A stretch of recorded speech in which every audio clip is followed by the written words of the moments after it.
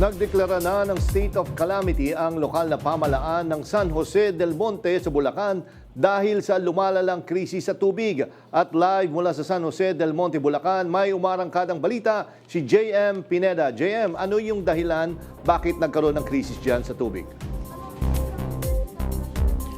Diyan ka mo, 2021 pa lang ay nagsimula ng magreklamo itong mga residente dito sa San Jose del Monte, Bulacan patungkol nga dito sa water interruption, yung mga biglaang water interruption ng prime water sa kanilang mga bahay. At dito nag-ugat yung krisis ng tubig dito sa San Jose del Monte. Nagtuloy-tuloy ito hanggang sa nitong nakaraan nga lang ay nagkaroon ng report ang mga barangay sa CDRRMO na umabot na ng halos 50 mga barangay ang apektado nitong mga water interruptions. At ito nga, Jeka, hindi lamang isang araw, 2 araw ang water interruptions na nangyayari sa ilang barangay, kundi minsan ay 1 linggo.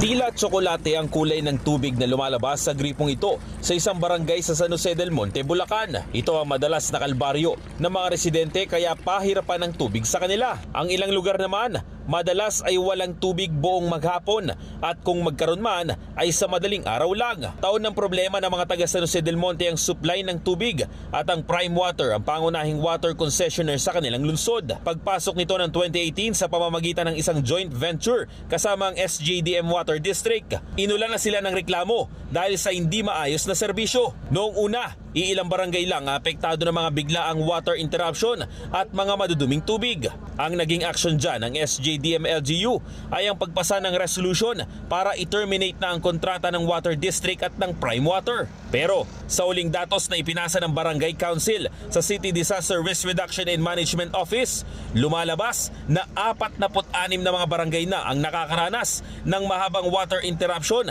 at palpak na supply ng tubig. Katumbas yan ng higit 40,000 residente o halos 15% ng kanilang populasyon. Nagdeklara agad ang LGU ng state of calamity sa buong lungsod dahil sa lumalalang krisis sa tubig.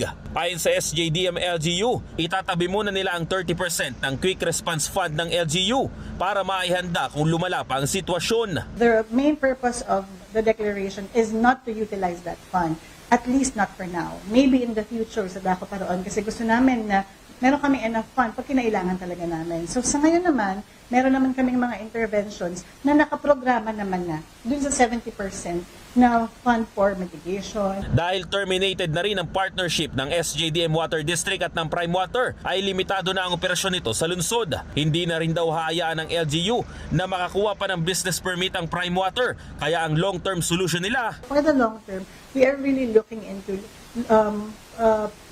to finding someone na makakapag-provide talaga sa tunay na pangangailangan ng San Jose kasi malaking investment ang kailangan para ma-i-address yung mga problema na meron kami ngayon. Aminado rin si Councilor Capa na matagal ang proseso para maibalik ang tamang supply ng tubig sa SJDM. Dadaan pa daw ito sa mga legal process. Kinakalampag na rin nila ang Prime Water para makipagtulungan sa kanila, lalo pat inaasahan na lolobo ang bilang ng mga maapektuang residente ng palpak na supply ng tubig. As of now, 47,000 households, ay 46,000 households yung affected.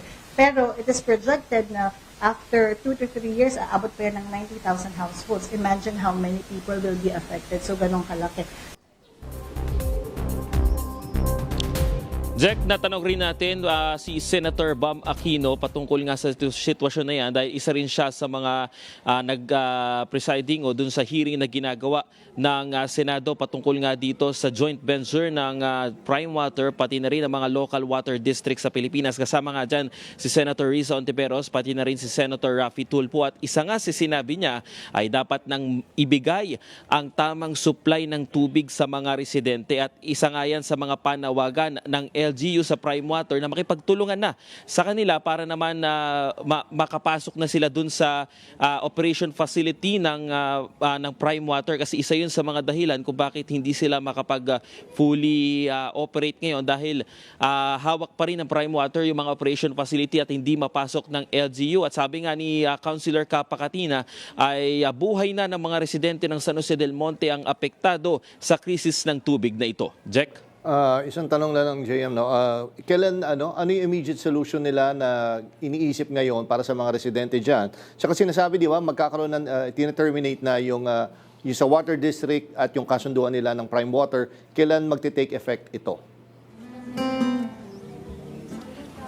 Jack, actually terminated na yung itong joint venture ng Prime Water at ng Local Water District ng San Jose del Monte simula pa noong November. Nahihirapan lang ang LGU na mapasok yung operation facility ngayon dahil mahaba pa daw yung proseso na gagawin nila dahil may mga legal process pa.